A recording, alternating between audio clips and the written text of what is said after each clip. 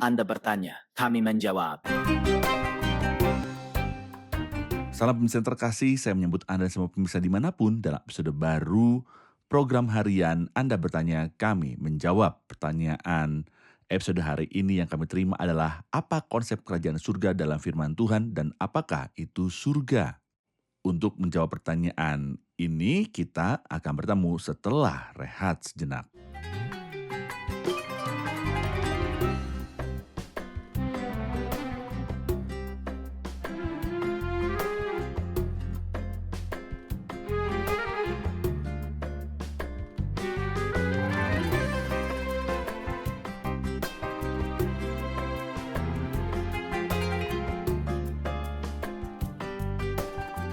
Sama-sama, kerajaan surga adalah istilah yang diulang-ulang oleh beberapa orang Kristen dan sayangnya disalahgunakan.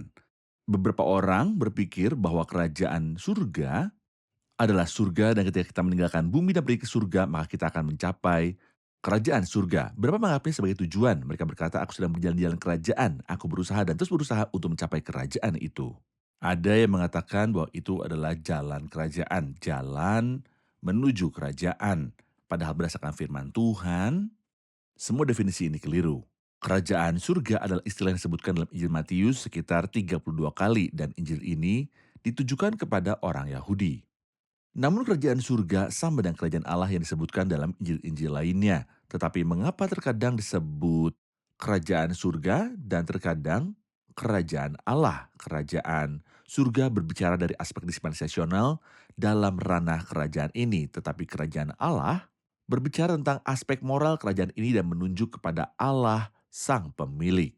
Tetapi kerajaan surga berbicara tentang aspek dispensasional. Apa artinya? Artinya ada fase-fase yang dilalui kerajaan ini dari masa lalu ke masa kini dan ke masa depan. Saya ulangi bahwa istilah ini disebutkan di dalam Injil Matius sekitar 32 kali. Seseorang mungkin berkata bahwa itu bukan surga. Lalu apa itu? Itu adalah alam di bumi yang tunduk pada otoritas surga. Di mana kita menemukan ini? Apakah kita mengatakan hal seperti itu tanpa bukti? Sebenarnya saya mengatakan bahwa kerajaan surga bukanlah surga. Karena banyak alasan. Kalau kita membaca Injil Matius. Pasal 13 ada 7 perumpamaan yang disebut perumpamaan kerajaan surga. Salah satunya disebut perumpamaan tentang gandum dan lalang. Apakah ada lalang di surga? Jika gandum adalah orang percaya dan lalang adalah orang jahat, apakah ada orang jahat di surga? Saya memiliki ikan yang baik dan yang buruk di dalam jaring yang dilempar ke laut yang mengumpulkan ikan yang baik dan yang buruk. Ikan yang baik adalah orang-orang percaya, ikan yang buruk adalah orang-orang jahat. Apakah ada orang-orang jahat di surga? Jika kita membaca misalnya Matius 25, 10 gadis, 5 diantaranya bijaksana dan 5 bodoh. Apakah ada gadis-gadis bodoh di surga? Maka kerajaan surga bukanlah surga, tetapi kerajaan surga adalah kerajaan di bumi yang mengakui pemerintahan surga. Jelaslah bahwa di dalamnya terdapat orang percaya sejati dan orang tidak percaya. Atau orang Kristen nominal atau orang yang berpura-pura percaya. Izinkan saya menyebutnya wilayah yang mengakui Kristus sebagai Raja dan Tuhan, atau izinkan saya menjelaskan lebih lanjut, inilah wilayah pengakuan iman Kristen saat ini. Kerajaan surga adalah wilayah di bumi yang mengakui pemerintahan Kristus sebagai Tuhan. Semua orang Kristen dimanapun mengaku bahwa Kristus adalah Tuhan. Baik mereka orang percaya, mereka seperti ikan yang baik, maupun orang tidak percaya seperti ikan yang buruk. Baik mereka orang percaya sejati seperti gadis-gadis bijaksana, maupun orang tidak percaya seperti gadis-gadis bodoh. Semua orang di dalam wilayah ini mengakui bahwa Kristus adalah Tuhan dan Juru Selamat. Meskipun itu hanya pengakuan lahiriah. Namun mari kita lihat bersama fase-fase apa saja yang dilalui kerajaan ini. Dalam perjanjian lama terdapat nubuat bahwa suatu kerajaan akan datang dan akan ada seorang raja bagi kerajaan ini. Dalam Daniel 2 ayat 44 sesuai dengan gambaran zaman bangsa-bangsa lain yang dilihat. Nebukadnezar, gambar yang menceritakan tentang pemerintahan 4 kerajaan atas umat Allah, tetapi ia berkata, tetapi pada zaman raja-raja Allah semesta langit akan mendirikan suatu kerajaan yang tidak akan binasa sampai selama-lamanya dan kekuasaan tidak akan beralih lagi kepada bangsa lain. Kerajaan itu akan meremukkan segala kerajaan dan menghabisinya. Tetapi kerajaan itu sendiri akan tetap untuk selama-lamanya. Ada kerajaan yang akan datang di akhir zaman, kerajaan Kristus yang tidak akan dihancurkan. Ini adalah nubuat dari perjanjian lama. Namun mari Kita lihat apa yang dikatakan Daniel pasal 7. Aku terus melihat dalam penglihatan malam itu, tampak datang dengan awan-awan dari langit seorang seperti anak manusia. Datanglah ia kepada yang lanjut usianya itu dan ia dibawa ke hadapannya. Lalu diberikan kepadanya kekuasaan, kemuliaan, dan kekuasaan sebagai raja. Maka orang-orang dari segala bangsa, suku bangsa, dan bahasa mengabdi padanya. Kekuasaannya ialah kekuasaan kekal yang tidak akan lenyap dan kerajaannya ialah kerajaan yang tidak akan musnah. Ketika Kristus datang dan lahir, ada nubuat yang telah saya baca beberapa waktu. Daniel 2 dan Daniel 7 dalam perjanjian lama adalah nubuat untuk masa depan. Tetapi ketika Kristus lahir, Yohanes Pembaptis berkentang dia dalam Matius 3. Pada waktu itu tampillah Yohanes Pembaptis di padang gurun Yudea dan memberitakan, bertobatlah sebab kerajaan surga sudah dekat. Apa arti kerajaan surga sudah dekat? Raja akan datang dan kerajaan itu akan datang dengan kedatangan sang raja.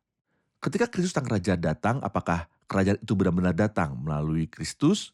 Jika kita membaca Lukas 17 ayat 20, ia berkata, atas pertanyaan orang-orang Farisi, apabila kerajaan Allah akan datang? Perhatikan, kapan kerajaan Allah akan datang? Yesus menjawab, katanya kerajaan Allah datang tanpa tanda-tanda lahiriah. Juga orang tidak dapat mengatakan, lihat ia ada di sini atau ia ada di sana, sebab sesungguhnya kerajaan Allah ada di antara kamu. Beberapa orang baca frase ini dan berkata bahwa kerajaan Allah ada di dalam hati manusia. Tidak, sama sekali tidak benar karena mereka yang ada di hadapannya adalah orang berdosa. Mereka adalah orang Farisi yang datang untuk bertanya kepadanya. Padahal mereka bukan orang percaya. Apakah kerajaan surga ada di dalam mereka? Lalu apa arti frase sesungguhnya kerajaan Allah ada di antara kamu? Ia ingin mengatakan, aku yang berdiri di sini tengah-tengah kamu adalah kerajaan Allah. Jika kamu menerimaku, kerajaan itu akan tegakkan. Karena kerajaan itu dikaitkan dengan raja. Sesungguhnya kerajaan Allah ada di antara kamu. Berarti di antara kamu saat kamu berdiri di sini sekarang bukan di dalam hatimu karena mereka adalah orang berdosa. Namun sayangnya bangsa Yahudi menolak Kristus dan dengan menolak Kristus mereka menolak kerajaan Kristus. Dan kerajaan itu tunda karena alasan inilah kerajaan itu memasuki keadaan rahasia sekarang. Apa artinya ia berada dalam keadaan rahasia setelah Kristus ditolak? Ia mati, bangkit dan naik surga. Ia mengutus Roh Kudus dan membentuk gereja. Pada hari itu, kerajaan yang melekat pada gereja pun terbentuk. Gereja adalah wilayah kerajaan. Semua yang ada di gereja pada saat itu adalah orang percaya sejati, ikan yang baik, gandum atau gadis-gadis bijaksana. Namun seiring berjalannya waktu, kekristenan mulai bertumbuh dan wilayah kerajaan pun bertumbuh. Di dalamnya terdapat orang percaya sejati dan palsu. Seperti Simon yang datang tanpa menjadi orang percaya, ia dibaptis tapi tidak pernah menjadi orang percaya. Dan Anda akan menemukan hingga Kristus datang kembali orang percaya sejati dan palsu. Wilayah ini yang merupakan kekristenan universal disebut wilayah kerajaan. Berapa lama itu akan bertahan? Itu akan bertahan hingga Kristus datang untuk menegakkan kerajaannya yang kasat mata. Jadi ketika Kristus menampakkan diri dalam kemuliaan dan kuasa di akhir 7 tahun masa kesukaran, Kristus akan menampakkan diri dan menegakkan kerajaan yang kasat mata sebagai penggenapan Daniel pasal 2 dan Daniel pasal 7. Kerajaan surga yang saat ini adalah ranah pengakuan iman Kristen di bumi. Jadi jika Anda berada di ranah ini, terimalah Kristus dalam hati Anda untuk menjadi bagian dari ikan-ikan yang baik, menjadi bagian dari gadis-gadis yang bijaksana, menjadi bagian dari anak Allah. Saya akan menemui Anda di episode berikutnya. Tuhan menyertai Anda. Anda bertanya, kami menjawab.